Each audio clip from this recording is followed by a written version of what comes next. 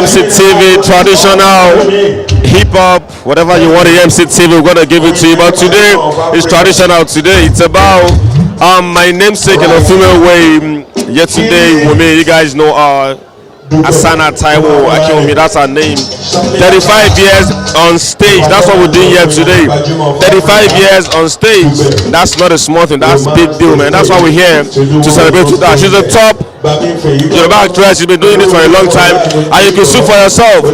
Such a colorful environment right here. My name is Mr. Brown, reporting for duty. My brother Olawale is behind the camera. You know how we do it. We in Keja, right here in Lagos, Nigeria. That's what we happen right here. You saw Sauti Arewa perform done quite long. It's a bumper package right here. I tell you, man. We have most of Yoruba celebrities that are right here, man. I'm not sure we're going to talk to them, but we're going to be talking to as much as possible as we can talk to. Let me just get into Yoruba a little, man. Traditional our learning. Yetunde Wumi'S torí wọn la ṣe 1 billion 35 years on stage ló ń ṣe níbi ẹ̀ẹ́dẹ̀ rí bó ṣe rí ibi kún àwọn èèyàn pọ̀ láti àgbàlagbà sọmọ kékeré everybody 1 billion láti celebrate pẹ̀lú mọ́mì wa ọmọ tó máa bá sọ̀rọ̀ pọ̀ gan bílíọ̀nù wọ́n máa pọ̀ gan so táyà máa tiri gbogbo wọn bá sọ̀rọ̀ máa bínú sí wa we're here don't go nowhere AMC TV 35 years on stage Yetunde Wumi'S that's what we're here. Bàbá náà ní Abdullahi alhan wa anta fil maqam alhamidi. Bàbá náà máa sọ fún mi lédè Lárúbáwá wọ́n pè mí ní Manchester bàbá pè mí níjọ́ sá máa ṣe nù iná ni gbogbo wa máa gbọ́dọ̀ máa ṣe alájà sanati ìtọ́kàn yìí kù kẹsà máa dúpẹ́ kẹsà máa dúpẹ́ lóòótọ́ ọ̀rọ̀ rẹ̀ ò gbẹ́jọ́ wẹ́wẹ́ kò sá máa dúpẹ́ lóòótọ́ kò sá máa dúpẹ́ ọ̀rọ̀ rẹ̀ ò gbẹ́jọ́ wẹ́wẹ́. Apẹ́ni o ẹ bá jí láàárọ̀ ẹ dúpẹ́ ìtókù ń bọ̀ ohun tó kù ń bọ̀ gbogbo tó dẹ́kun gbogbo àwọn táwọn àmì náà lówó kẹ̀ṣe fíìmù wọn ní fíìmù yẹn kẹbàrí tí kẹ̀yẹ́ gbà lórí fíìmù 250 million naira èmi ọ̀gbá wẹ̀rí di mísíkì bó tiẹ̀ ṣe rẹ́kọ̀dù gan gbèsè mo tún jẹ bọ́bẹ̀ nígbà dísíkútọ̀ bá gbé best dis fún ọ tó yẹ pé 50 kọ́bọ̀ ló fi san ọdún wọn ló tún san tán but today the life has changed. èyí tẹ́ ṣe yìí ọlọ́run ní ṣe láṣẹ mọ́ ó ṣe léyìí ẹ̀mí rẹ̀ ọwá kú ọlọ́run ní dá ẹlẹ́jọ́ rẹ̀ gbogbo ẹ̀yin tẹ́ wá sí pléènì ọlọ́run ọba ajẹ́ ká túbọ̀ tán ó dáa ẹ jẹ́ ká wá ṣe àdúrà fún ẹni tó ń ṣe ètò lẹ́nì mùsùlùmí ẹ bàbí ka fatia ọmọlẹ́yìn Kristi ìtẹ́yìn náà máa kà wá o and you must read it. Fatia Nasini. You must read Matthew chapter 9, Matthew chapter 6, verses 9 to 12. Matthew chapter 6, verses 9 to 12. Ẹ bá wa kà fún Asanat níbi. Táíwò kọ́. Bàbá rẹ̀ ló pè wá lẹ́jọ́ òun. Bàbá mi jìnnà ni.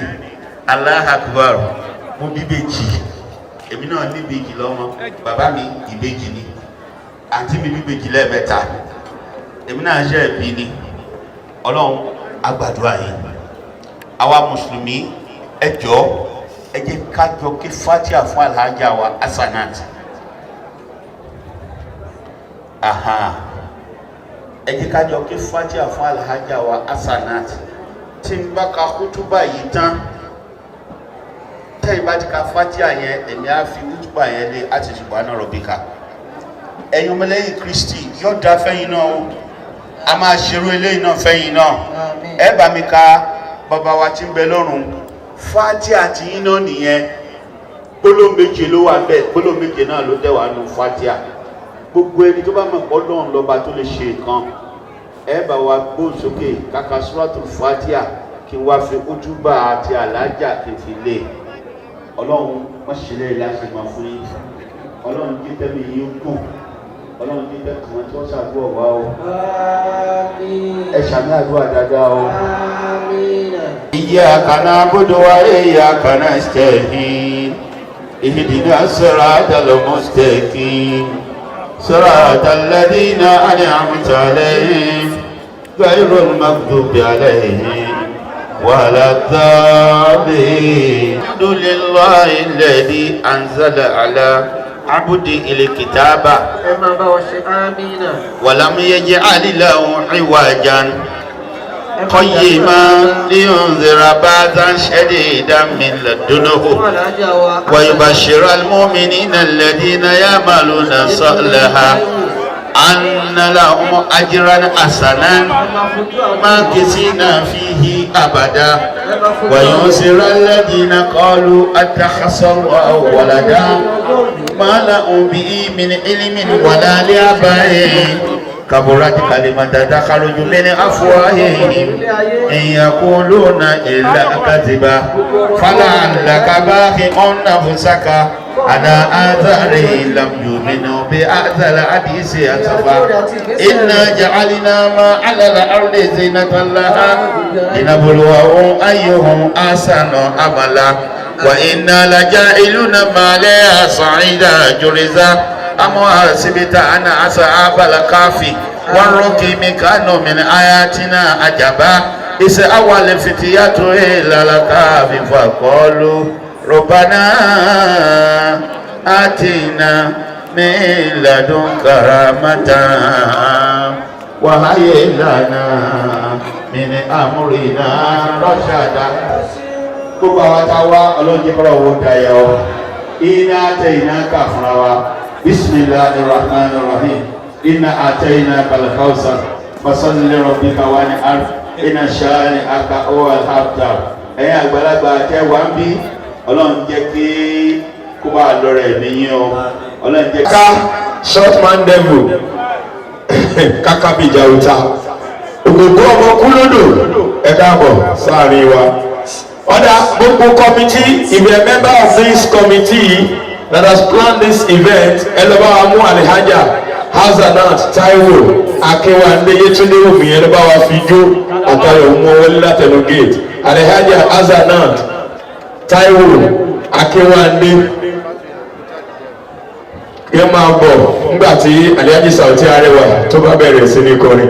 Akí Alhaji Sake Olúwo 60/120 àwọn tó nílẹ̀ láti ìlú Ìkòròdú ẹ káàbọ̀ sáàrin wa o ní ṣubú láéláé àwọn kì í talẹ̀ kan fún èèyàn méjì wọn yìí sára wọn ládàgbò èèyàn lọ́bẹ̀ lórí ilẹ̀ tí wọ́n ti ta fún èèyàn. àdéhùn majesta àwọn bàbá tọ̀ síbẹ̀ àfihàn yìí mú kárẹ̀ mo kì í yín o bàbá ìdí tí mo fi ní bàbá wa chief missioner.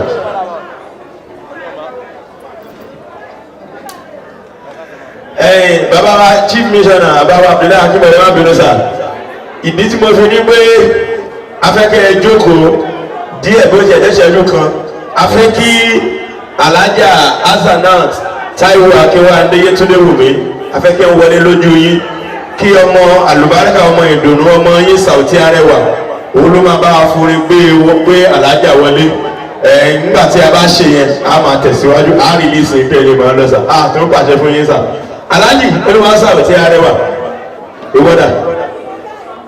ìwọ́dà iṣẹ́ ọlọ́run ọba kò sẹ́ni kan tó yé. Sauti ti gbé ṣe ẹ̀ẹ́dì bá ṣe jẹ́ akọrin tó ní túnbọ̀ tó sì gbọ́ngbọ́ èyí tá a fi ń jáwọ́ tó ti sùn nínú ọkùnrin tó ti gbẹ̀dá sí gbàgbọ́ bàbá àbíbù bàbá òní máa búrò bàbá máa búrò dàkúdàkú aláwòrán àtúnyẹ bí iṣẹ́ májá kò mi ò kòrò ẹtì àyàyè lọ ọgbọ́n tó fi ṣe ètò tó fi ṣe ètò dàkúmá ṣe jẹ́ ọjọ́ ọba kọ́dọ̀ tún sí nítorí ẹ̀ mọ́ ṣe ń bẹ̀rù àgbà nítorí ẹ̀ mọ́ ṣe ń bẹ̀rù àgbà rántí ọjọ́ tá a gbà ọkọ mi nítorí ẹ̀ mo ṣe ń bẹ̀rù agbọ́n. ṣé dàkímọ̀dé àwọn kan ti kọ́ wọ́n kó kára tó pẹ̀rọ ẹ̀yìn ní nídìí rẹ̀ sí ilé ẹja iwájú. èyí ṣẹlẹ̀ bá ọkọ̀ wọ́n kó kára tó pẹ̀rọ nídìí rẹ̀ sí ilé ẹja iwájú. tòró máa tó tó bẹ̀rẹ̀ tó lórí àgbà kò ní ìlọ́kàn pọ̀ ọmọ ṣe ìrú ẹ̀ fún ni àti gbọ́ wípé máa là mo sì gbọ́dọ̀ là ó ní gbọ́dọ̀ kí n jẹ́ ènìyàn láyé tí mo wà. àti gbọ́ wípé máa là mo sì gbọ́dọ̀ là ó ní gbọ́dọ̀ kí n jẹ́ ènìyàn láyé tí mo wà. àti gbọ́ àti gbọ́ àti gbọ́ wípé máa là mo sì gbọ́dọ̀ là ó ní gbọ́dọ̀ kí n jẹ́ ènìyàn láyé tí mo wà. àti gbọ́ wípé máa là mo sì gbọ́dọ̀ là ó ní gbọ́dọ̀ kí n jẹ́ ènìyàn láyé tí mo wà. Yetunde Wumi'S ọ̀nà akínmọ̀dé dé sọ̀rọ̀ Yorùbá. mo wá fi akínmọ̀dé bẹ́ẹ̀ lọ́wọ́ bá. pé níbi tí o ti sùn fún mi jù báyìí lọ. ọ̀nà tí wọ́n gbé gbà tí ó fi sùn fún mi jù báyìí lọ ẹlẹ́dàá mi níbẹ̀rẹ̀ kíákíá. ìmọ̀ṣá àbáyọ̀wọ́ owó ẹ̀jẹ̀ tàbí fún àgbà ìrìn ìtìjú èyí tí ó gbọ́dọ̀ bọ̀bọ̀ lóra bí gbogbo eré ilé mi náà ṣàfihàn èèyàn èrò ẹ̀kọ́ mọ́dà fọmọ lálejò ìrànwọ́ mo tún ṣe bí ẹ̀fẹ́ ní bẹ́ẹ̀ mi ò tó àṣírí èèyàn tèmi náà mọ̀ mi ò yẹ àbábá lẹ́sẹ̀ mi tó gbogbo olùgbẹ́ mo tún máa lórí náà nígbè lórí sábẹ́ mi bá wà tèmi náà wà lórí.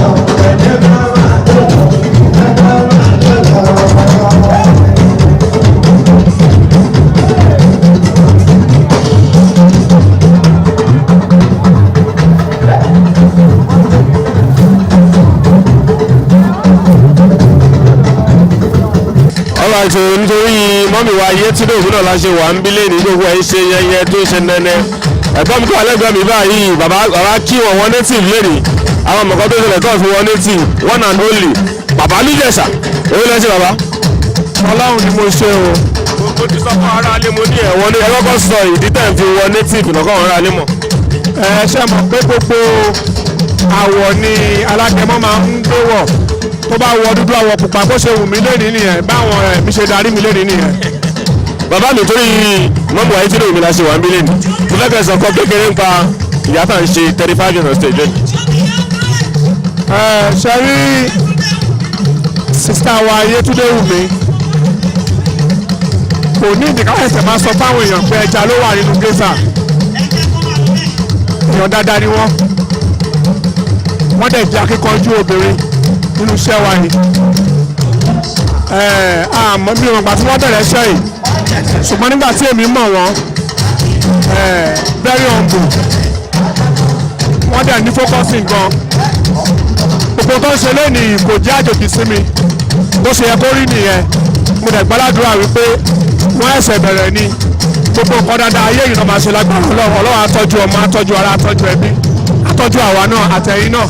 wọ́n fẹ́ bèèrè lọ́wọ́ yín mo ní inspiration yìí yẹn ti máa ń wáyé kò sí rule tẹ́ bá ṣe pápá àwọn religious rules tẹ́ máa ń dictate tẹ́ máa ń ṣe dáadáa yẹn ṣé ní nǹkan tẹ́ máa ń tọ́lága tó kúrò lé ní tẹ́kọ̀ọ́ ọ̀rọ̀ alẹ́ mọ̀kọ́ yín pásítọ̀ lè fẹ́ bèèrè lọ́wọ́ yín mo dẹ̀ fẹ́ bèèrè lọ́wọ́ yín sì. ó dàbí pé kéèyàn máa bèèrè lọ́wọ́ Ọlọ́run pé báwo ló ṣe ń rọ̀jò gbogbo nǹkan tó dáa láyé Ọlọ́run ló wà nídìí ẹ̀ so ohun tẹ́mi ń ṣe Ọlọ́run ló fi fún mi kò sí kankan mi tó attach mo dẹ̀ gbé orí ìfọ́ Ọlọ́run. ṣé ẹ kẹ́ máa lọ ìmọ̀ràn olè nígbà wọn tó ń wò yín lé tọ́nà fẹ́ ṣe olùkọ́ tẹ̀ ń ṣe ìbọn tí wọ́n tibẹ̀ tẹ́rù ń bá wọn pé ọmọ tó mo lè sọ ní bàbá àjẹsà ń ṣe ìṣàmúlẹ̀kẹ̀ advice on coming from somebody like you kí lè máa sọ fún ọ. àkọ́kọ́ kí wọ́n máa mú gbó sorry ẹ má bínú ẹ̀yìn ara lé ẹ̀mí àwàdà ti ń gbé mi wọ̀ àkọ́kọ́ kí wọ́n ní sùúrù kí wọ́n mọ Ọlọ́run lọ́kàn kí wọ́n má kánjú o bí wọ́n bá kánjú kò ní débi tó ń lọ má dẹ̀ wá gbọ́ aláàgó sáré ọ̀rẹ́ mi ṣe báyìí máa ṣe báyìí ìyàlẹ́ yẹn máa bá ń bẹ̀ tí wọ́n bá ti ní ògbà àwọn nǹkan yẹn kò síbi tí wọ́n fẹ́ dé tí wọ́n ò ní dé. one and only mo fi tọ̀wọ̀tọ̀wọ̀ dárúkọ wọn àjòbí ewé bàbá mi.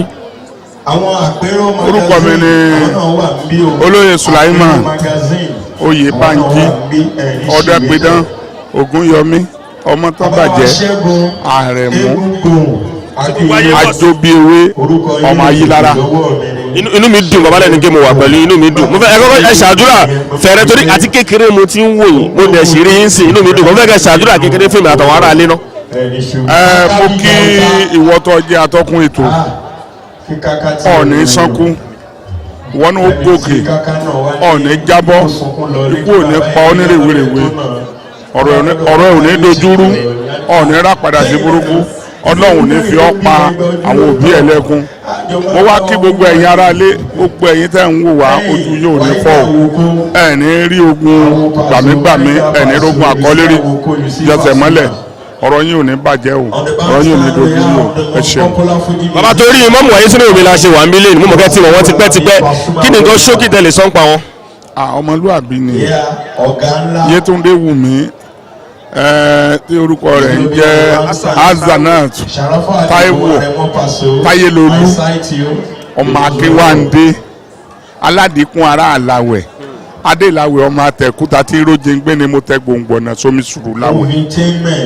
àdìkún ti rí i pé wọn èyí jẹun ló ṣe túyẹ gba kánú oko kọ̀ọ̀kan àdìkún parẹ́ níbẹ̀ ká má pàdé láwẹ̀ lábẹ́ rí mọ́ ẹrú bàbá wọn ní tọ́sẹ̀ ìwọ̀fà bẹ atakankan ọmọlúwàbí mi ọlọ́run ò ní pa fún wa. bàbá àwọn nǹkan tẹ máa ń kéyìn tẹ tó dá àwọn tó ń wò yín bí ara àwa kéré díẹ̀ àgbé ṣé ẹ̀ ń kọ́ kínní yẹn ni àbí mo lẹ tí inspiration mo lẹ tí báwo lẹ ṣe ṣe. wọ́n ṣe mọ̀ pé ikún ó ní gbogbo ní téèyàn bá ti mọ̀ ó ní bí idán ní rí ó ní tó ń bá bọ́nú ọkọ̀ ẹ̀pà ó ní a máa kó sí lẹ́nu kórókóró mo bá ń lé ni ní téèyàn bá sì ti bá ń lé ẹ mọ̀ pé kò ní í jájò sí yẹn mo bá ń lé púpọ̀ ni ọlọ́run dẹ̀ fi fún mi lẹ́bùn ẹ̀ púpọ̀. ṣé kẹ́ máa lọ bàbá mi ìmọ̀ràn wo lẹ́ni fún wọn tó jẹ́ wọn ọ̀dọ́ tó ń wò yín báyìí tóun náà fẹ́ ṣe entertainment generally ẹ̀yin ti pẹ́ ń bẹ́ẹ̀ ti di kílẹ̀ fitness láti sọ fún wọn. màá gbàdúrà fún wọn náà pé kí ọlọ́run ọba kó jẹ́ kí gbogbo wọn gòkè àmọ́ kí wọ́n ní àforítì àti pé kí wọ́n dúró ní ìdúró ṣinṣin nǹkan téèyàn bá dẹ̀ fẹ́ ṣe kéèyàn mójútó kó dúró tì í kó kọ́ dáadáa gbogbo ní tẹ̀dá bá fẹ́ ṣe kó kọ́ kó rí pé nǹkan ó mọ̀ dáadáa lóde wípé àwọn ẹgbẹ́ ò ní fi lójú tì ní lójú agbo ẹ ṣeun. ẹ pẹ́ fún wa sà. ní ọ̀dọ̀ mọ́mí wáyé sínú omi náà la wà ń bí gbogbo ẹ sí ń dùn tó láàrin ni mo rí àwọn dáàdì wa kan ń bí àgbàlagbà ní èèyàn ńlá ni wọ́n mọ̀ dẹ̀ ni mo láti sáré bá wọn sọ̀rọ̀ ẹ dákun ara lé mọ̀ yìí sà. Yetunde Wumi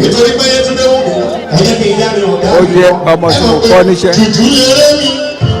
tó dẹ̀ ṣe 35 years tó ti wà lọ́dọ̀ mi délé orúkọ tèmi ni wípé Sunday Àkànbí Akínọlá orúkọ tèmi ń jẹ́. ìbáwo ni mo fẹ́ kẹ́ ṣàdúrà ṣókí fún ẹni tó ń ṣe nǹkan lónìí tó dẹ́mọ́ mọ́ mo fẹ́ kẹ́ ṣàdúrà ṣókí fún wọn. Yetunde Wumi kò ní ṣìṣe á dáa fún ẹ wàá rújú àánú wàá sì fi iṣẹ́ náà ṣeun rere Ọlọ́run máa ràn ẹ́ lọ́wọ́. kí tó jẹ́ kẹ́ máa lọ bàbá mo fẹ́ kẹ́ gba àwọn ọ̀dọ́ tó ń wò yín lé báyìí mo fẹ́ kẹ́ gbà wọ́n mọ̀ràn. àwọn ọ̀dọ́ tó ń wò mí lọ́wọ́ nísìnyí ìrànlọ́wọ́ tí wọ́n ní pé káwọn náà farabalẹ̀ láti kọ́ṣẹ́ yìí tó bá dẹ̀ kọ́ farabalẹ̀ láti mọ̀ ọ́ tó gbogbo tí a bá dáwọ́lé láti olùkọ́ orí. kò sígbà tí bá lẹ́gbọ́n mi tó wà lẹ́gbẹ́ mi bí wọ́n máa ń sẹ́ksì wọ́n máa ń sáàzì wọ́n máa ń wọ̀n pọ́ìn gan ọmọdé ẹ̀rí wọn lẹ́nu mi wò pé ọmọ orí ẹ̀gbọ́n wọn mẹ́wọ́n láti sára bá wọn gbé ewé lẹ́sìn bàbá. a dúpẹ́ lọ́dọ̀ lọ́wọ́. wọn alẹ́ tó wò pé ṣáà iná àbẹ́yìn kẹlẹ́ kọ́ wọ̀ ọgbà yìí náà ni. àwa ni o ọ̀nìfẹ́ lómi ṣe wá orúkọ mi ni Owólabí Ọlásùnkànmí Ibrahim òṣèré orí ìtàgé and I'm a barber by profession. bàbá ká tó sọ personal kìíní pa yín a wà lẹ́ni bí torí Yetunde Wumi tó 35 years on stage what do you have to say about Yetunde Wumi regarding what she did today. Aunty Yetunde Wumi is a beautiful sister. Ó jẹ́ èèyàn kan tó jẹ́ pé wọ́n máa ń kóyàn mọ́ra. Àwọn tó bá ti ń wò mí lé ọmọ pé mo kì í really like láti máa jáde. Bọ̀ ó máa ń náwọn kan tó jẹ́ pé mi lè fojú parẹ́. Tó bá fẹ́ ṣe nǹkan ọ̀yẹ́ báyìí máa ń fẹ́ láti wà ń bẹ̀. Ìdí nìyẹn tí mo fi wà ní ìbàlẹ̀ lẹ́nu. ọ̀kẹ́ fún ẹ ní little prayer small prayer fún wọn. Ní agbára Ọlọ́run olúwọba tó gbé wọn débi tí wọ́n délé ní kò ní rẹ̀ wọ́n lẹ̀ lágbára Ọlọ́run òkè náà sọ pé a máa lọ òkè yẹn mo tọrọ fún wọn òkè tó fẹ́ aim láti lọ yẹn Ọlọ́run á gbé wọn débẹ̀. to you personally náà ní motivation yẹn ti máa ń wá báwo lẹ ṣe ń keep fit báyìí tẹ́ pé every year you looking younger and younger tell Nigerians. ẹ jẹ́ ká dúpẹ́ lọ́wọ́ Ọlọ́run àti wípé mo ò fi ara mi lẹ̀. I'm very active in exercise. I do my exercises every morning. I don't drink and I don't smoke. So I try to take care of myself to the best of my ability. That's all. Above all, we give thanks to God. Orí Ọlọ́run ni. Jíde Kẹ́málọ́, the very most important one níbí. What advice message rẹ ní fún ọ̀dọ́ àwọn youths tó fẹ́ ṣe irú nǹkan tẹ̀ ń ṣe bọ̀tọ̀ wò pé èrò pọ̀ mi ò lè ṣe. What do you have to say to them watching right now? Well, gbogbo wa la mọ̀ pé nothing good comes easy. So kọ́tà láti gbìyànjú kí wọ́n rẹra wọn nílẹ̀ dáadáa kí wọ́n má kánjú. Wọ́n sọ pé iṣẹ́ lògùn iṣẹ́. At the same time náà iṣẹ́ òun kọ́ lówó. So you have to use your wisdom. Be very very wise in making decisions and be smart. Wọ́n sọ pé ajá tó ní sùúrù ló jẹ egungun ńlá. But irọ́ ló pa á sí o. You have to think smarter and be very wise. That's all I can say. All right, thank you very much. Tó lẹ́sẹ̀ bàbá. Mo wà okay, mo wà okay. Ẹ̀ẹ́dẹ́gbọ̀n ara ló mọ̀ kí là ń ṣe ń bílẹ̀ ni ọ̀hún tó ń gbé kílẹ̀ wá sí. Àǹtí wa nínú eré lórí ilẹ̀ lójú ayé Yetunde Wumi ó mark 35 years on stage. So òun wá bá wọn kẹ́yẹ lẹ́nu ni. Mo fẹ́ kẹ́ ṣàdúrà ṣókí fún ọ bọ́sẹ̀ 35th on stage lẹ́nu. Lágbára náà bí ìbá tẹ̀ ṣàdúrà àdúrà ti mú wọn torí pé kí ni ọ̀hún jẹ́ àǹtí tó kọ̀yàn mọ́ra wọn ò fojú pààyàn rẹ̀ wọn kì í kanra lẹ́yìn náà bàtẹ̀ rí pé ló pọ̀ bí igan ẹlòmí máa ṣe nǹkan wọn ò ní wá èmi fúnra mi àti ọ̀gá mi ògògó we hardly go to parties but eléyìí àgbọ̀dọ̀ má débẹ̀. Bàbá àgbà tó rí bàbá mi. bẹ́ẹ̀ ni torí pé kí ni àǹtí tó nice ni tẹ̀bá wo most of my films máa ń lò wọ́n torí pé kí ni wọ́n fún mi lọ́pọ̀ títí àti lò wọ́n náà ni so lágbára Ọlọ́run wọ́n máa jẹ 35 ìbọn iṣẹ́ yìí wọ́n á jẹ 45 55 65 títí dìgbà tó máa fi rẹ̀ wọ́n wọn ò ní fàárẹ̀ ló gbà lágbára Ọlọ́run. Ẹja wá sọ̀rọ̀ yín sí inspiration nímọ̀lẹ́ tí ń rí kò sí irú òótọ́ fún yín ẹ máa ń pa èmi náà sọ́wọ́ òyìnbó dàgbé nǹkan tí bàbá máa ń lò ẹlẹ́kọ̀ọ́ ọ̀rọ̀ alẹ́ bàbá ṣe ń wò. kò sóògùn bẹ́ẹ̀ ẹ̀rẹ̀gbẹ́ active èèyàn máa ń kọ ni tó bá dẹ̀ kọ coupled with the talent Ọlọ́run ti fún ẹ wàá ní ṣe wọ́n mọ̀ sọ yẹn so ó kàn máa ń wá náà ni kò yé mi náà. Jíde Kẹ́málọ́ lọ advice rẹ nípa ọ̀tọ̀ wò ilé bàwọn yọ̀wọ̀ tó fẹ́ ṣe entertainment tó wò pé kí ni ilé ìdarí òró pọ̀ mi ilé ṣé tàrí kí lẹ máa sọ fún ọ bá ṣe ń wò yìí báyìí. Advice mo máa sọ fún ọ ní pé number one tó bá kọ́ṣẹ́ tó mọ̀ tán kó wà dedicated kó wà disciplined kó dẹ̀ máa tolerate àwọn èèyàn lastly kó wà máa gbàdúrà lọ́wọ́ náà ló máa ń ṣe nǹkan o Ọlọ́run ló máa ń ṣe. Bàbá kẹ́lẹ́ nice day. Ẹ ṣe gan. Alright, ní ibi Ìkẹjà náà la wà gbogbo ẹ ti ń dọ̀rin nítorí mọ́mì wa sísítà wa Yetunde Wumi àwọn bàbá àgbààgbà industry lọ́wọ́ àlẹ́gbẹ̀ẹ́ mi báyìí bàbá dẹ̀ look sexy bàbá look sassy bàbá kan wọ̀ point èwo lẹ́sẹ̀ bàbá mi. ó ṣe tọ́lọ́run. àwọn aráàlú tó wò pé sẹ́yìn ni àbẹ́yìn kọ́ ẹ jẹ́ kọ́ mọ̀ ẹ bá mi sọ orúkọ yín fún ara yín. orúkọ mi ni Abelarin lórúkọ mi. wọ́n náà ló lè 35 on stage láti ṣẹlẹ̀ fún Yetunde Wumi lẹ́kẹ̀ẹ́ ṣàdúrà ṣókí fún ọ. alihamudulilayi tó ṣe 35 years ọpẹ́ ní fọlọ́dúnmarè pé látijọ́ tó ti bẹ̀rẹ̀ nínú òfin nínú ọ̀la nínú ẹ̀gùn ó ṣì wà ẹ̀mí wà àlàáfíà wà ọpẹ́ ní fọlọ́dúnmarè òun tó ṣe 35 ẹ̀nì á ṣe jù bẹ́ẹ̀ lọ lágbára Ọlọ́run nínú ẹ̀mí kíkùn owó ọmọ àlàáfíà Ọlọ́run bá dẹ́mi ẹ̀sìn. Jíde Kẹ́málọ́ ìmọ̀ràn wo lẹ ní fún ọ̀dọ́ tó wò yín báyìí tóun náà fẹ́ ṣe irú nǹkan tẹ̀ ń ṣe what advice lẹ́nu bá mi fún ọ bá ṣe wò yín báyìí. Ọlọ́run á fún ọ sùúrù láti lè ṣe bó ṣe ń ṣe Ọlọ́run á fún ọ ní sùúrù láti lè ṣe bó ṣe yẹ kán ṣe. Ẹ ṣe gan bàbá mi. bí mọ́mì wa sísítà wa Yetunde Wumi náà láti wà wíwọ̀ ẹ̀ ń dán rẹ̀rẹ̀ pọ̀ òrùpọ̀ nǹkan tó lẹ́bi rò pa jẹ́ pé àwọn ọkọ̀ fúnra wọn gan èèyàn dáadáa ni wọ́n tébù ta wáyé gan àwọn lọ́yẹ̀ ló wà bí dáàbò nìkan ló wà lẹ́gẹ̀ẹ́ mi báyìí tí wọ́n náà look younger every year bàbá ó ga òun lẹ́sẹ̀. báyìí a ti tọ́lọ́run o. jẹ́kọ̀ ọ̀rọ̀ alẹ́ màá pé iṣẹ́ yìí ni àbẹ̀rù mò ń pé iṣẹ́ yìí náà nàbẹ́ yìí kan jẹ́kọ̀ mọ̀ pé. èmi náà ni orúkọ mi ò yí padà tí a mọ̀ sí Tajudeen Gbàdámọ́sí coach àbíbí sáàdì o. tó Yetunde Wumi la ṣe wà ń bí wọ́n ṣe 35 years on stage kí lè lè sọ nípa wọn kí ni nǹkan ṣókí tẹ̀ mọ́ pọ́n tẹ̀lé sọ. Wùmí jẹ́ ọmọ kan tí ó nítẹríba láti ilẹ̀ tó yẹ pé mọ ohun tó ń ṣe kó tó tó àkókò yìí ó ṣọwọ́ ó dẹ̀ mọ́ ọmọ tí à ń ṣẹ́ ó dẹ̀ nítẹríba fún àwọn aṣáájú ẹ̀. mo fẹ́ kẹ́ ṣe àdúrà ṣókí fún wọn kí tó sọ̀rọ̀ ń pa yín. Wùmí ètò ìṣẹ̀lẹ̀ nìkan ló jẹ́ àṣemọ́ o gbogbo tó bá rí lẹ́nìí ajá ìjẹ̀bọ́nú fún gbogbo ojú tó rí lẹ́nìí ojú náà kò ní dì ìbànújẹ́ lára ẹ̀ òkè lẹ́gbẹ̀ẹ́ máa lọ sí àwọn tó tún wá bí lẹ́nìí àdélébáre àrìnàkóre tó wọ́n wá yẹ sí ni. mo ti ń wòye láti kékeré ẹ dẹ̀ ṣe wà relevant up till now what's the secret báwo lẹ ṣe keep it going for years. ọṣẹ ọlọ́run ni ló ń tì wá lẹ́yìn títí dé àsìkò yìí ẹ̀dá kò lè dá ṣe o. ó ní kankan tẹ́ pé yàn ń lò lẹ́gbẹ̀ẹ́ kan àbí. ọlọ́run ní láti ṣe Allahu Akbar that's all.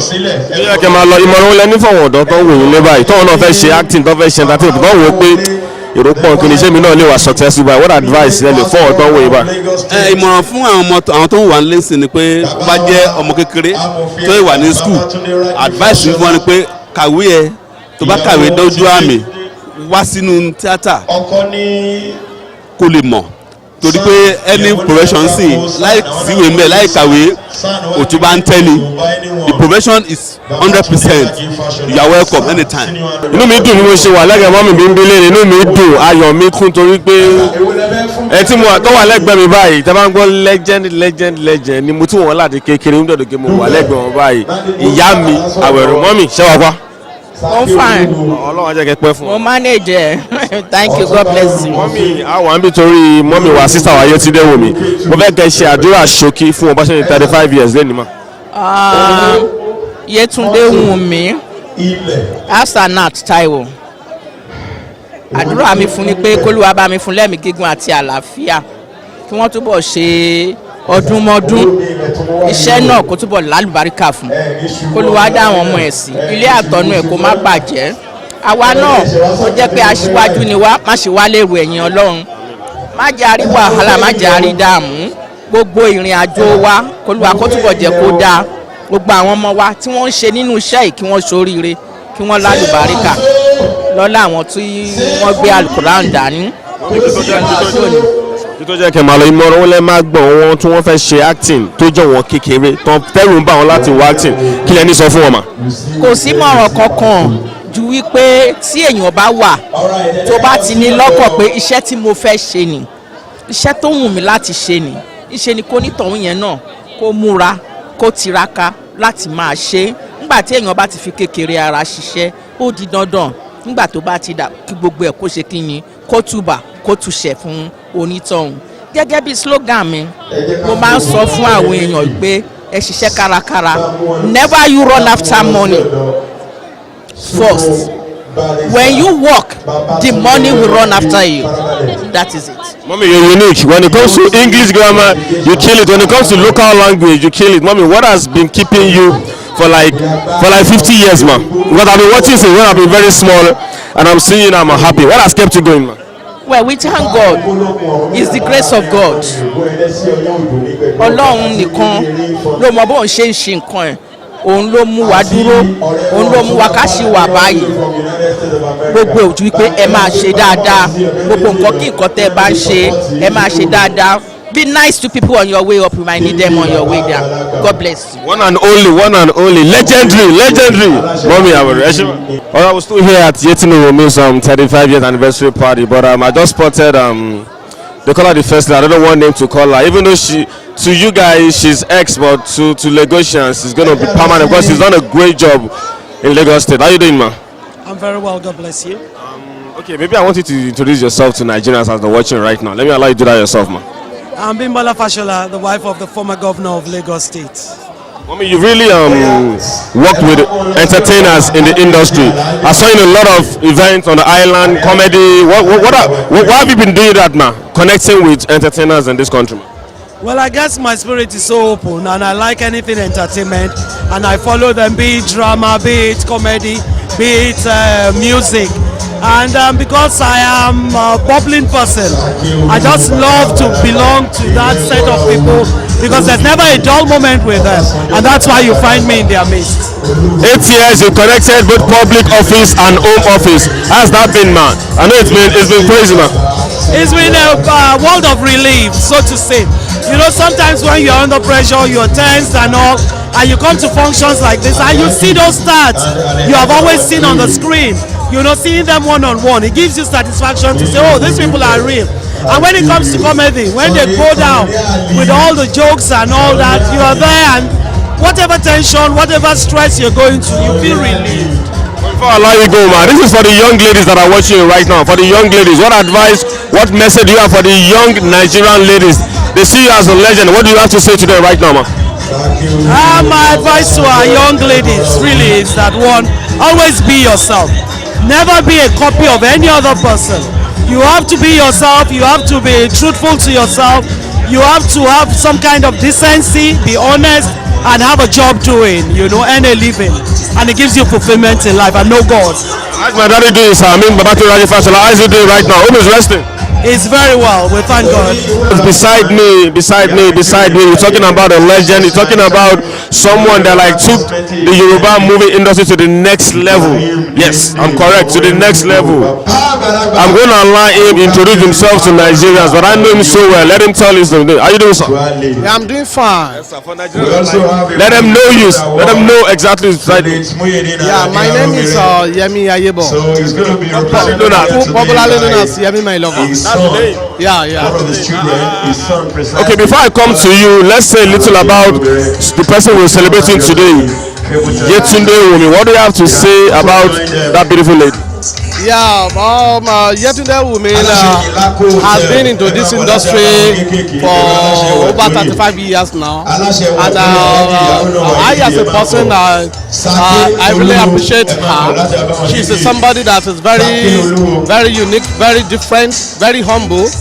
I see Wumi as one of the best actress I ever respect in my life, because of the humbleness.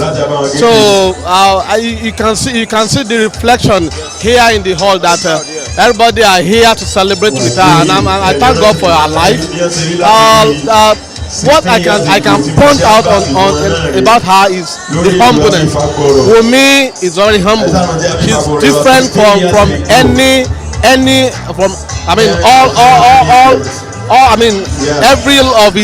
our colleagues. She's very different because she's very humble, very honest, very respectful, and I pray that God Almighty will continue to give us support, give us strength to continue to live, so that for her to be able to eat out of the fruit of her labor. Wumi is a very nice somebody. I said something earlier that when you're talking about Yoruba movie industry, you stepped up the level of the movie industry. I watched some of your movies way back. Why did you do that? A lot of your movies, the Yemi My Lover, the Snake movie, what's the name? How were we able to do that at that point in time? Well, I thank God. I thank God. I'm an artist that is very different. I'm unique as well. I do something that's different from others. I believe it's part of the talent given to me by Almighty God. For me to be able to do all those films then, and continue waxing stronger these days. And I thank God. When you want to make an impact, in Nigerian film industry, you need to do something different. You need to be unique. You need to do something that will touch people's hearts. So that's what Yemi My Lover is meant for. And you can see it in my movie that my movie is incomparable. That's why my fans call me the unbeatable actor, because my film is different. Well, for me to be able to make a good impact in the industry, and I have to do something that will give me my identity, and I thank God I've been able to do that by do something that's different from others. When I came into the system, early 90s. We met a lot of people that have made name, and for me to be able to penetrate them, I need to do something. I need to convince people that hey, we can do something let me do something that will got people attention to my side, and I thank God that God, with the help of God and with hard work, I'm able to achieve that. So, yeah. What advice do you have for the youths now that want to do movies? The young ones that want to go into acting, what do you have to say to them coming from you? Yeah, that they should not be too hurry. They should not be in hurry because those people that are coming to the system today, they forget that the Rome was not built in a day. They want to make name overnight. They want to make money overnight. When you are writing a story, just think deeply that this story that I'm writing, you are passing it into the society, and it will be there 100 years, 200 years, even after you might have died. So when you are doing it, you think deeply. You think about the kind of message you are passing even to the children, so that you don't pollute their life.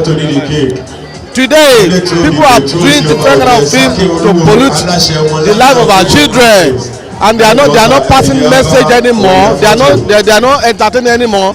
All what they want to make name quick name. They want to make money quick, and it's on proper. They should exercise patient. They should work hard, and they should pray very hard as well. Òyìnbó onílẹ̀ tí kì í talẹ̀ kan fún èèyàn méjì. Ẹ jẹ́ kí n lo àkókò yìí láti kí bàbá wa béèyàn pè wọ́n lọ́lọ́pàá òṣèré, béèyàn pè wọ́n láàrin amòfin àbí agbẹjọ́rò òṣìṣọ́. Bí wọ́n ṣe kàwé gboyè, wọ́n mọ̀ ti fún tẹ̀dọ̀ òfin. Ilé ogbó ọmọ arẹ́kọ̀ọ́ padà ọ̀rọ̀. Bàbá àgbàlagbà àgbà akin. Gbogbo ilé ogbó ẹ̀gbọ́n tájò ní àjàní ojú ẹlẹ́gbà. Èèyàn ló mú ní mọ̀ èèyàn. Bàmí tí mo fi tọ̀wọ̀tọ̀wọ̀ dárúkọ wọn súnmọ́ barrister Babatunde Ọlọ́yàdé the àgbà akin of ilé ogbó. The OC investigation alágbọ̀n. Bàbá ẹ̀ ní ṣubú ilé ogbó ọmọ arẹ́kọ̀ọ́ padà ọ̀rọ̀. Mo sì ń bọ̀. Ẹ kú ìtọ́jú bàbá wa Ọ̀túnba Fádadé láti United States of America. Ẹ̀pẹ́ alárọ̀ ọmọ ògúnmọ́dẹ́bí ọmọ akọ̀sà fọ́mọ ẹlòmíì ìpẹ́jájẹ. Ẹ̀pẹ́ máa jẹ́ kí máa di èèyàn. Bá bá léwò pé ọmọ àjídàgbọ́n wọ́n ní lọ́jọ́ òwò tí kò má mà wá àná tó bá wá omi ní ògbó. Ọmọ òkásọ ẹlẹ́kẹ́rò ó bọ́ lọ́sẹ̀ ẹ̀ẹ́dì ṣubú láéláé. Agbáàkì ẹ kú ìtọ́jú àmì Fádadé o, all the way from the United States of America.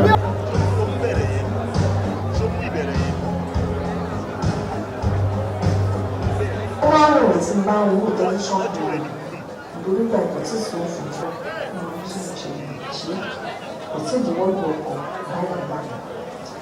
Ọjọ́ kan mo wá lọ sí pátí lórí ìgbọ̀nmọ̀ ọdún ọmọ 19 years. Bá lọ sí pàtó bá pàdé jíkọ́ bá pàdé lọ àti àwọn ènìyàn yìí máa lọ bá wọn ló bá kí wọn bá sọ fún ìjọ ló fẹ́ darapọ̀ mọ́ wọn. Wọ́n ní Ìbàdàn làwọn máa ń gbé nígbà tí kúrò bá látìgbà tí mo ti dàgbà díẹ̀.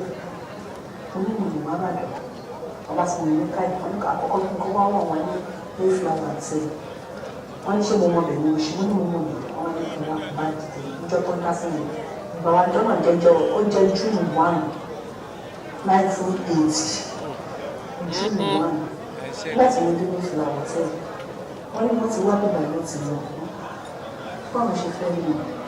Ọdún yìí tó mẹ́ta fún mi nígbà ọ̀rọ̀ mi. Ìdílé ní ẹ̀yìn tí wọ́n fẹ́. Ẹ̀dùn ọmọ mẹ́jú wo ṣọ́ọ̀bù Ṣẹ́gun Adéwálé ní Àpáta kò lọ síbẹ̀. Láti ṣọ́ọ̀bù láti ọ́fíìsì Adéwálé ọdún yìí. Adébáyé ní Fádéyì pé wọ́n ṣe kọ́ máa dìde gidi lọ máa débẹ̀ lọ́nà ìgbà wọn. Bàbá náà wọ̀n kan máa wá. Adékèké ọ̀dọ̀ máa lóyún. Mo dààmú nígbàwọ̀n kan mo dààmú. Ìjọ yẹn mo dé bọ́sítọ̀ báyìí ìjọba ṣú ọ̀yàn kọ̀ mí. Ẹ̀rẹ̀ ti lọ́gbọ́n kan ní sẹ́yìn. Bàbá ṣáwọn mọ́tò ní wọn mọ́tò ìṣòfò láti mú ìṣòfò kò sí mọ́tò ìṣòfò tí ó sì ń gbọ́ bí lè bí ẹni. Ó sì ní náà ti ní ọjọ́ ti pẹ́. Nípa báwọn ìṣèjọ́ ní òun bá ṣe wọ́n sí gbègbè lẹ́yìn kankan kẹ̀rẹ̀kẹ̀rẹ̀ ló sí lékè má tó lékè ló kàn tán bá lóun kan. Láti Ìkẹjà ni mo ti rìn bí alábùkún nílànà Ọ̀pájà láti Ìkẹjà ni mo ti rìn níbẹ̀. Ìdúró náà ni wọ́n tó kọ́ fi bẹ̀rẹ̀ sí ní pé ìyàwó ló ti ní àlàkàmù. nínú ìwé pélébé tán fún mi business card mi àdírẹ́sì Ìbàdàn wà lẹ̀ ó kàn jọ́ kan bá tún gbéra ó dìbàdàn Ìbàdàn wọ́n ní ẹ̀ka sàn kàfọ́ wọn náà ìjọ mi bèrè àwọn jẹ́kọ̀ọ́ bàbá kan jẹun lọ́wọ́ ìjọ náà àwọn ẹ̀ka sáré gbáńgbá jùlọ ilé ọkọ̀ ilé ọkọ̀ àwọn náà lẹ ọkọ̀ mi balẹ̀ balẹ̀ àti ó lè wọ́n ẹ́ tó ṣe lọ ní oṣù mẹ́ta ló máa tó dé mo ṣàṣìṣọ́ lórí àwọn jìkọ́ọ̀pù ìjọba adéròpọ̀ kọjọ́ yìí ọjọ́ kejì fún wáyé nígbà tó ń jíjà ọmọ tún lọ mo ṣàlẹ̀ ní ẹ̀mẹ́ta ọ̀tọ̀ọ̀tọ̀.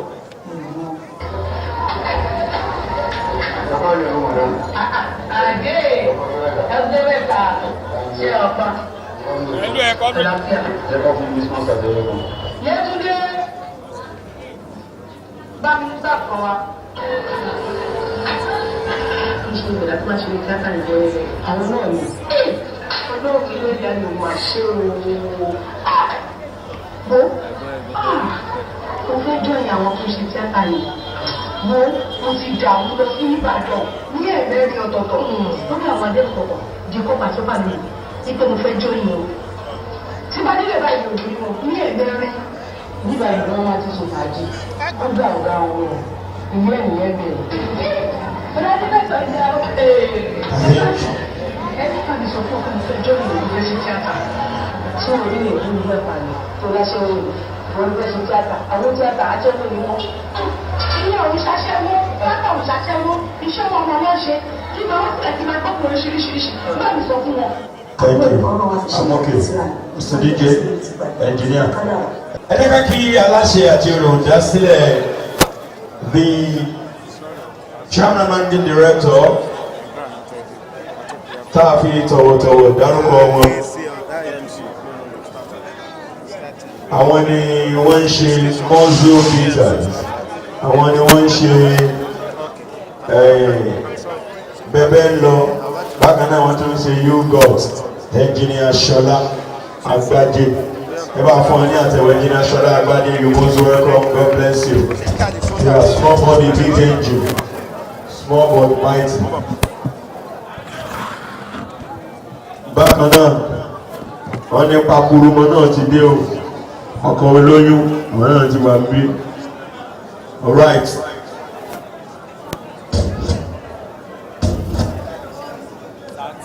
Akí bàbá wa káàbọ̀ sí àárín wa, aláṣẹ àti olùdásílẹ̀ Milako Hotel tó ń bẹ nílùú Ìsọ̀lọ̀, òyìnbó elépo tún ni wọ́n àlèhájò akí wọn pé wọ́n káàbọ̀ ní yèyé Máyégún of Ẹgbẹ́dá ayabami òye ọ̀ akí yín o, ẹ káàbọ̀ sí àárín wa ẹ̀ ní ṣubú. Bàrí ti dé àlèhájà Mọ̀dínà Àṣàbí, Bàrí ti dé akíyìn náà, ẹkú ìjòkó ẹkú òdìdé. Ẹjọ́ ẹ̀yin tẹ́ gbé tìrì wáyé ṣọ́wọ́ yín ládé, ẹsẹ̀ kí ara yín o, spiritually and physically ṣẹ́ ládé. Mi ìrẹ́ni tó ní confidence nínú wọn, mi ìrẹ́ni tó ní reason.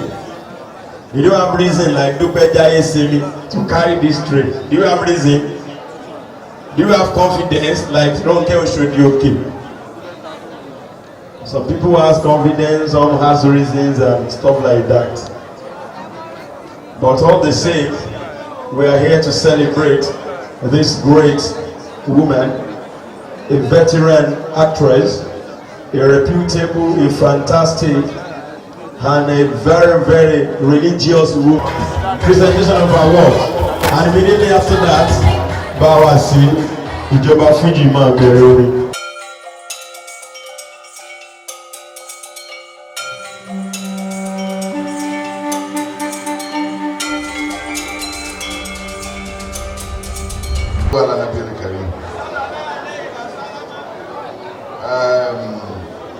First and foremost, ọpẹ́ ni ó yẹ ká dúpẹ́ lọ́dọ̀ Ọlọ́run. A dúpẹ́ lọ́dọ̀ Ọlọ́run fún ọjọ́ ìní. A dúpẹ́ lọ́dọ̀ Ọlọ́run fún ẹni tó ń ṣe nǹkan. A dẹ̀ dúpẹ́ lọ́dọ̀ Ọlọ́run fún ẹni tó fẹ́ gba award àti ẹni tó fẹ́ fún award. Ẹnu ọpẹ́ wa kò ní kan láéláé. Ibrahim Dende, bàbá ló fẹ́ fún ọmọ ní award. And from the bottom of my heart, inú mi dùn gan láti fún ní award simply because of his immense contribution towards the film industry in general and also the entertainment industry in general. Let me put it that way. Yeah, nítorí pé wọ́n ní ṣe yíyí ní kẹ́ni ó ṣe mí ó ní ti alàgbà Ibrahim.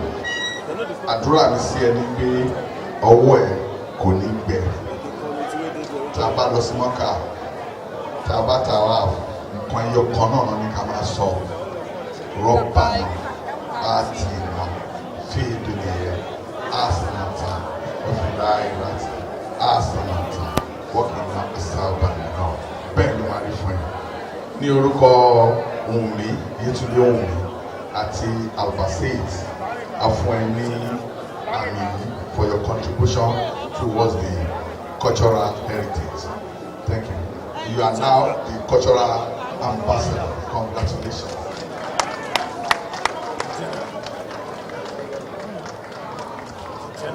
Àbí kò ní confidence. Ṣé bá sọ pé èèyàn ní confidence ní Yorùbá? Confidence kí ló ń jẹ́ bẹ́ẹ̀? Mi ò gbọ́. She has confidence. Wasiu Alabi, Pasuma Wonder, we are waiting for you to come and receive this award on behalf of your brother, of your friend, and of your family. Alhaji Chief Musiliu Ayinde Akinsanya. Say Paso, say Fuji. Babu Kokoro, say Paso, say Fuji. Say Fuji, say Paso. Kò sí Paso, kò sí Fuji. Hallelujah. You sorry that is so much. Ara yín ò yá. Èmi lèmi ní confidence. Mo ti mọ bọ̀dá yìí nísìnyí yóò ti mọ tó bí 15 years. Borí wọn ṣe rí gbà náà rí kò yí padà. Apá àwọn ò tóbi sí. Wọ́n ò yọkùn. Wọ́n ò ní tán. Ẹsẹ̀ wọn ò sọ́ra sí ìdí wọn ò yọ. Wọ́n dẹ̀ jẹun. Ẹ jọ̀ọ́ ẹ̀yin obìnrin tó wà bíi tẹ́ experience yìí pọ̀ gan-an bàjẹ́bàjẹ́ tèmi ò ní rárá ẹ bá ń béèrè lọ́wọ́ pé bọ́lá ń jẹun sí. Ta ló ṣe hà? God bless everybody. Ẹ ṣé gan ni o. Ọlọ́run á máa wà pẹ̀lú yín o. Àmọ́ rí yín bá dáadáa. Àǹtí Wùmí ẹ kú oríire o. Oríire náà bá yín kalẹ̀ lágbára Ọlọ́run. Iwájú la ti ń wò yìí ẹ̀ ní dèrò ẹ̀yìn láéláé. Àwa tá à ń bọ̀ wájú yín tá à ń bọ̀ lẹ́yìn yín náà á tó yín á tún ju yín lọ dáadáa. Ẹ wá ní kú fún wa báyìí ẹ sì ní fojú sunkún àwa náà.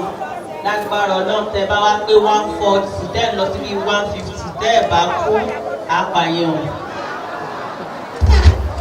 Mr. Paso wà èwo ni kìíní gba wọ́ọ̀dù tó ní gbogbo àfẹ́yìntì àbẹ́wò tẹ̀ ní kìíní. Gba wọ́ọ̀dù jọ. A máa kọ́ wọ̀dà ẹlẹ́sìn cultural ambassador award MC Oluomo. Máa fi yẹn máa fi búrẹ́dì kó àlùfíà ọbẹ̀ jẹ́ ṣáàgbé. Cultural ambassador award. Gbadé ṣòkì yẹn ní dúró. Àkànní ọ̀gùn ó.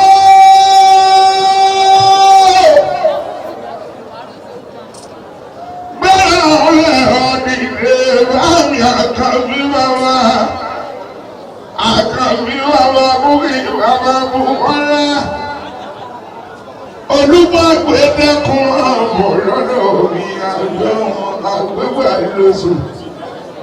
Báàmì ọmọ olúmọ ṣáàkì àgbé ọmọ olóla ti ṣàkẹ́kẹ́. Àkànbí ọmọ olóla ti dàgbàjà.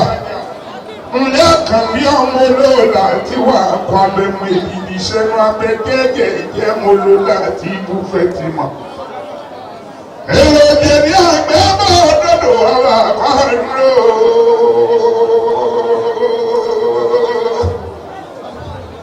Ojú ọlọ́mọ àjẹsà ìyá tó mi nínú lẹ́yìn ìwọ̀ kẹ́rẹ́ òjẹ́ kó mi ọba owó tòrò. Omi ọba bá tòrò níní. Ń gbọ́ kí làbárí mú bọ́ọ̀bà kámú bọ̀ sọ̀kárí mú bàjá mọ̀ọ́sà méjèèjì ìwò. kéèjì yóò wọ́n ìjẹ́ kọ́mọ́lẹ́bálẹ̀ ògùn ni wọ́n tán lọ́wọ́ ọba jẹ́ pẹ́nípẹ́ni wọ́n múlẹ̀ lóṣè ọmọ rẹ̀ lọ́gbẹ̀ ọlọ́tún nípò yí ọmọ àgbáyọ̀ na àgbẹ̀ ọmọ lọ́la àti ìtì sákẹ́kẹ́ ẹni gbọ́mọrí ògógó kúmọ́tọ̀rọ̀ mórí ẹlẹ́mẹ̀lẹ̀ ọ̀jẹ́ ọmọ bàbá wájú àjọ wá ṣeré àwò dámúdámúnú lọ́nà àwòrè ọ̀rí àkànbí ọmọ olùmọ̀gbẹ́mí àbọ̀rí èkìní àgbẹ̀ ọmọ lọ́la tí fẹ́ tẹ̀wẹ̀ máa ní àgbẹ̀ ọmọ lọ́la tí ìjì sákẹ́kẹ́ àgbẹ̀ ọmọ lọ́la ẹ̀dìbò sọ́ńtà mi tọ́jú dédé tèmi bọ́ parí ọdí mo ní ọ̀kì Ibrahim ọmọ òkè ọmọ òmùsọ ọmọ òkè nínú yòówù ọmọ òkè òmù òkè òmù níwájú ilé ọba ọmọ níta àṣùrẹ́ kọjá kọ́ ọmọ bíi ìtajọ́ máa lẹ́sẹ̀ bí èsìsì sọ́ọ̀mà pé òun mẹ́ta ní bàbá àwọn dẹ́sọ̀ fún wọ́n dẹ́sọ̀ fún eégún dẹ́tì ẹ̀kọ́rí ètí ẹ̀dá ọ̀sà ọlọ́dẹ́tì ẹ̀kọ́rùn ètí ẹ̀dá fún tá lóbi kẹ́kọ̀ọ́ ìtọ́.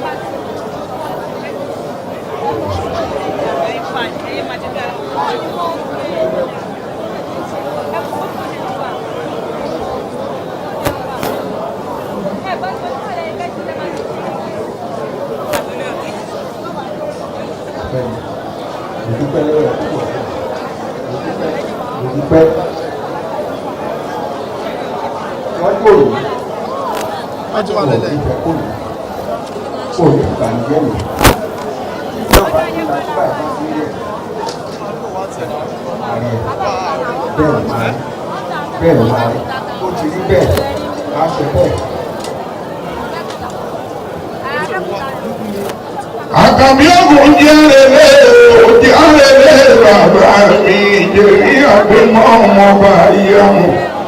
Àgbẹ̀ ọmọ lọ́la ti ìbákẹ́kẹ́ ìbáṣẹ̀ náà tó. Ra ní mọ̀rí pàtì mọ́tàwé èrò tó dára rẹ̀ tó sì láyé mọ́. Ọmọ oníkó tó ṣe bẹ́ẹ̀ tó sì láyé mọ́. Ìwòye ọmọ àgbọ̀nyàn.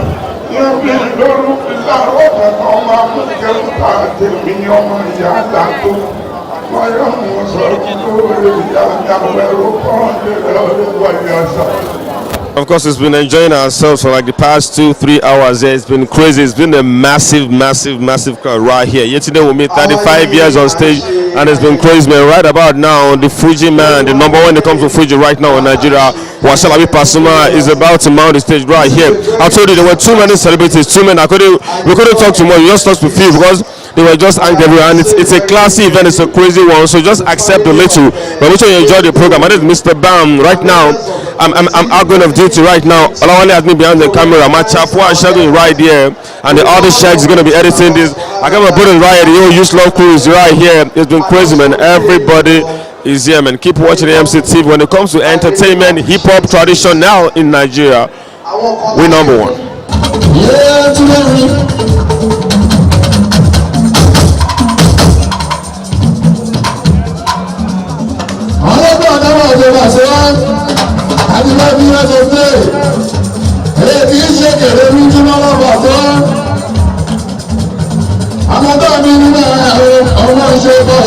yẹn. Bẹ́ẹ̀ni, ọkùnrin tàbí nígbà yẹn o, ó ń ṣe bọ́ọ̀ sí ní sẹ́yìn.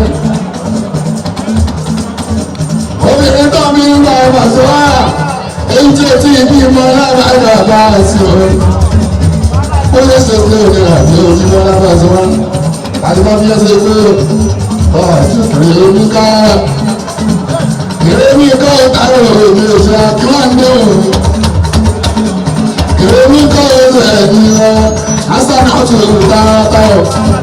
Ọ̀sùn òjìlá rí ìlú àlá Asana tù. Asana ọ̀tún olùdáratayọ̀. Ilé ẹ̀tún ló ń wọ̀ ní oṣù náà.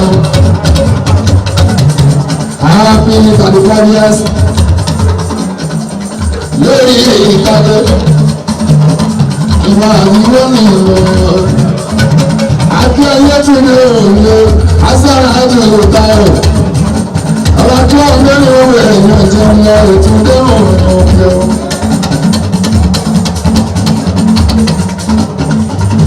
Mọ̀dá lóko wá, mọ̀dá lóko wọ́n. Ìyá táyọ̀ ẹ̀kọ́ ẹ̀jẹ̀.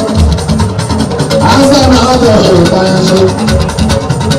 Ìgbà àti ìlànà àjẹ́ ẹni ọ̀rọ̀ ọjọ́ keje, ọ̀rọ̀ oṣù kẹfà, ọdún 2015. On the 7th of June, Jibola Pasuma, ọlọ́tí àjẹ́lá ní ọ̀dọ́ ògúnlẹ́gún. Làwọn ṣe àdúgbò years on stage, ọmọ Yetunde Wumi'S, Asana ní ìdáyọ̀, àti ìwà ẹgbẹ́ òun ṣe.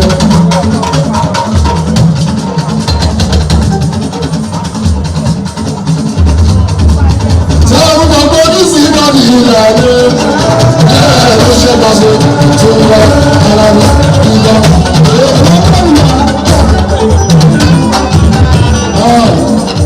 Ṣé fújì ló ṣe pàṣẹ wà àwọn? Orí ọ̀tá ọ̀sẹ̀ orí ní gbogbo ẹ̀múra ẹ̀. Ẹlòmí ìlànà káàkiri wà. Ó ti kọ́ Pasuma pé ìyàwó ní tọ́wọ́ sí. Yóò máa fi lé owó tó máa wá lé tán tó máa fi darúgbó owó ọmọ tó ń jẹ ya àti ìgbóra ilé ń jẹ́ sọ́kọ̀ àrẹ sọ̀rọ̀ ọ̀pọ̀ ẹ̀bá ẹ̀sìn náà lọ́dọ̀ àwọn pàtí àbẹ̀kọ̀rí àti ìgbóra lọ́dọ̀ àwọn ọmọ Dangote báyìí lọ́dọ̀ àwọn ọmọ Fẹ́mi ọ̀tọ̀ tó láwọ́ ọ̀la tí ó yẹ kẹ́ ìdí kí ní ń jẹ́yà wọ́n mọ́ sábà ní ẹ̀ẹ́dọ́ bá fún alùpùpù ṣe ọ̀pọ̀ ìrìn àjò àwọn owó ṣe máa jí àtó iná wa sí àbá dàgbò òkú nílé tàbí kúrò ṣe ọ̀dọ́ fún àwọn ẹlẹ́gbẹ̀rún ṣe ọ̀pọ̀ ìrìn àjò àwọn wọ́n bá ti yàtọ̀ tó lọ ìwọ̀n àádó wọ́n bá lé káwọn sẹ́wọ̀n ìdí tí wọ́n wọ́n bá ṣe mọ́ ní Pasuma ọ̀dọ́ fún wọ́n tún nínú ọ̀la àbáyé ọ̀ṣun náà àtúwádìí ìsúná ní ìjọ àwọn ilé omi ìwé tí ọ̀rọ̀ ìmọ̀ àti ọ̀rọ̀ wọ́n bá ti yàtọ̀ sọ̀rọ̀ ìwà ló orí wọ́n bèrè sẹ́wọ̀n ìyí jíra máa kọ́kọ́ ṣe máa náwó yẹn làwọn àgbọn tí gbogbo ẹ̀yà máa ń gbé hàn káwọn máa ṣe fàdá dáadáa ọ̀fọ̀ lẹ́rù lórí inú tó ń sẹ́wọ̀n ìwọ̀n nígbà tí wọ́n bá dára bàbá ibi mú lórí lára ẹ̀.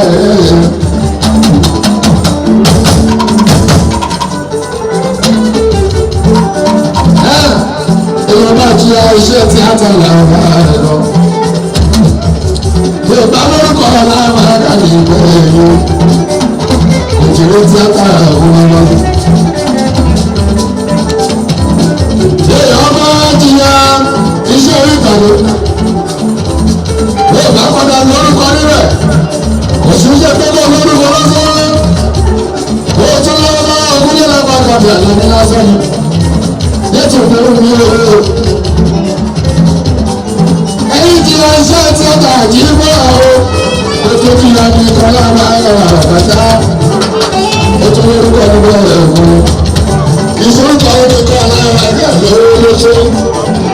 Ojú tó jẹ́ Pasuma ìṣòro. Àṣírá tẹ̀lé bẹ́ẹ̀ tí.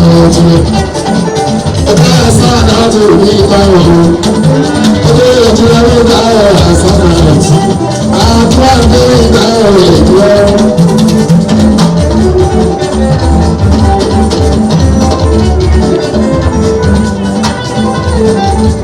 Ọlọ́ọ̀bá ṣe abẹ́rẹ́ sọ pé 78% ti eléré orí ìtàgé gbogbo ọlọ́ọ̀bá ní bí ewu yóò padà rẹ̀ lọ́gbẹ́ orí ilé ìtumọ̀ oúnjẹ àwọn èèyàn láwọn èrò ńlá lọ́kùnrin wọ́n bẹ̀ nínú àwọn ẹ̀rọ ọgbẹ́ lórí wọ́n bẹ̀ nínú gbogbo àwọn ọlọ́ọ̀bá wọ́n bẹ̀ nínú àwọn èèyàn ní kí ní tó wọ́n bẹ̀ níbi àwọn mẹ́tọ́ ìrìnàjò òyìnbó tó dé lórí tó dé orí òfin bá ọ̀sán ọ̀rọ̀ àbí lọ́sọ́mọ́. Ìjùlọ tí ó lẹ́tọ̀ ìyẹn. Ìjùlọ tí ó lẹ́tọ̀ ìyẹn kò sókè ìyàwó láì ṣàyí láì jábọ́ fún òǹtẹ̀. Ọjọ́ àjọ ẹ̀sán òkúlé òkú ẹ̀rẹ́ ní ìgbà sọ báwọn sí àwọn ìjọba ọdún. Wọ́n ló wá ṣe wáyé kí ní ìrẹsẹ̀ lọ́wọ́ tó ní ètò ìròyìn àwọn ìdíkù àwọn ìgbéra òjò ọjọ́ ọjọ́. Wọ́n ìmọ̀ ọjọ́ta ní ilé ayé yìí láṣẹ ọ̀rọ̀ ẹ̀rọ ìgbéra ọdún. Tó bá wáyé lọ́tọ̀ ọ̀rọ̀ ẹ̀rọ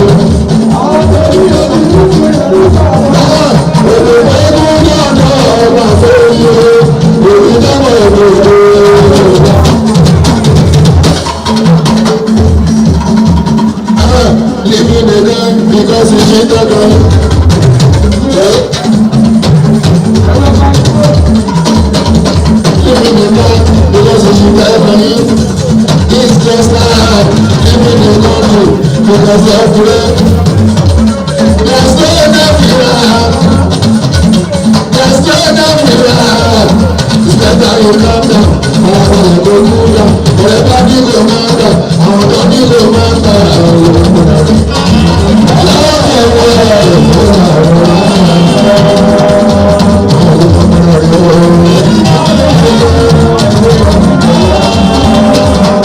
Ìkọ̀wé sílẹ̀ bá ọmọ ẹ̀sẹ̀ rẹ̀.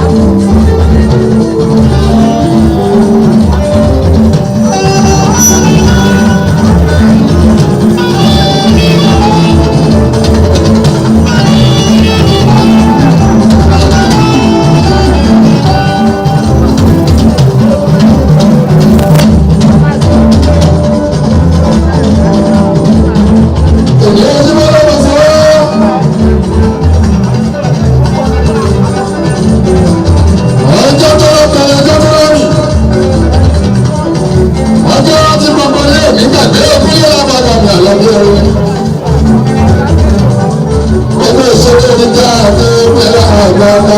Bàbá wọn ní káà, wọ́n ti gbé ilé ẹgbẹ́dà, wọ́n ti ní kóhùn kúrò, ó bá lè mọ́ ní fẹ́yà, òyìnbó ọ̀nà, wọ́n ti ní kó dojú mi ju pẹ̀lú olójú wọn.